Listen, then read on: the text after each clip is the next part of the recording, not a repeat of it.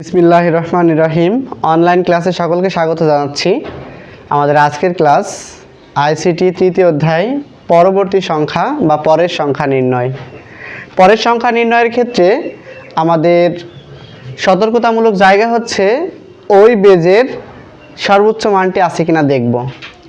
For example 10 base 2, 1 base 2। আমরা এই দুটো অঙ্ক দিয়ে বিষয়টা বুঝবো।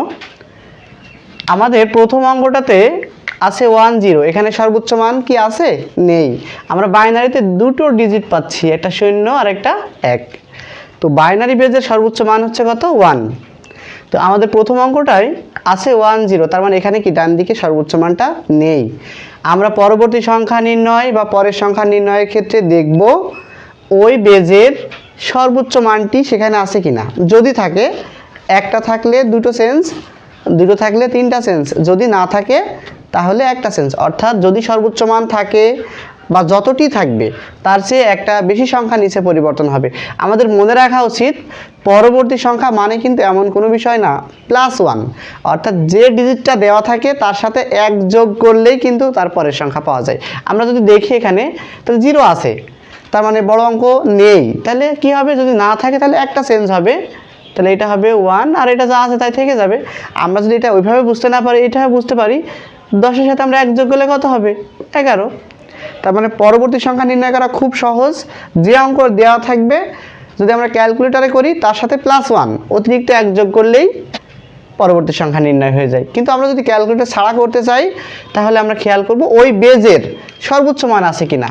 আরেকটা অঙ্ক দেখি আমরা, 37 বেজ 8। আচ্ছা, আমরা তো নিশ্চয়ই এখানে দেখছি অক্টালের বেজের সর্বোচ্চ মান এখানে রয়েছে 7। তাহলে যদি 7 থাকে তাহলে আমরা কি বলেছি? যদি একটা বড় সংখ্যা থাকে চেঞ্জ হবে কটা? দুটো। তাহলে এই 7টা কি হয়ে যাবে? এখানে 0। আর 3-এর পরে কত হয়? 4। খুব সহজ। আবার একটা যদি অঙ্ক দেখি আমরা, 37 এটার বেজ দেওয়া আছে 10। তো এখানে কি 10-এর বেজ মানে দশমিকের বেজের সর্বোচ্চ মান কি এখানে দেওয়া রয়েছে? নেই। যদি না থাকে তাহলে কটা চেঞ্জ হবে? একটা চেঞ্জ হবে। 7-এর পরে কত হয়? 8। আর এটা যা আছে তাই থেকে যাবে। কিন্তু অঙ্কটা যদি এমন হতো 39 বেজ 10, তাহলে এখানে সর্বোচ্চ মান রয়েছে দশমিকের বেজের, একটা রয়েছে, তাহলে চেঞ্জ হবে কটা? দুটো। এটা হয়ে যাবে 0 আর 3-এর পরে কত হয়? 4। আমরা হেক্সাডেসিমেলের একটা মান যদি দেখি, AF আর 2F দিলাম, এখানেও F এখানেও F, বেজ দুইটারই 16, সর্বোচ্চ মান নিশ্চয় রয়েছে। তাহলে একটা থাকলে কটা চেঞ্জ হবে? দুটো। এই যে Fটা হয়ে যাবে 0 আর এর পরে কি বসে? B। এমনিভাবে এটা 0 আর 2-এর পরে কত? 3।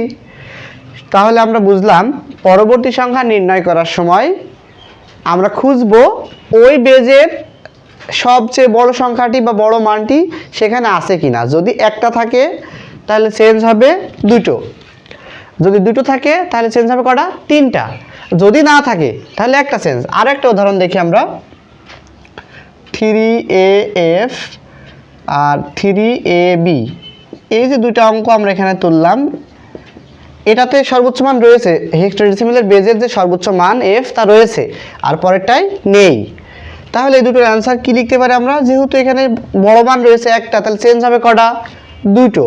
তাহলে এটা 0 হয়ে যাবে, এরপর কি হয়? B হয়, এটা যা আছে তাই থেকে যাবে। আর এখানে যেহেতু বড় মান নেই তাহলে এরপরে কি বসবে? B এর পরে যা বসে C আর A যা আছে থেকে যাবে। যদি অঙ্কটা এমন থাকে দুটো থাকেছে FF বেজ 16, এই অঙ্কটা অনেকবার আসে পরীক্ষায়, FF বেজ 16 এর পরের সংখ্যা কত?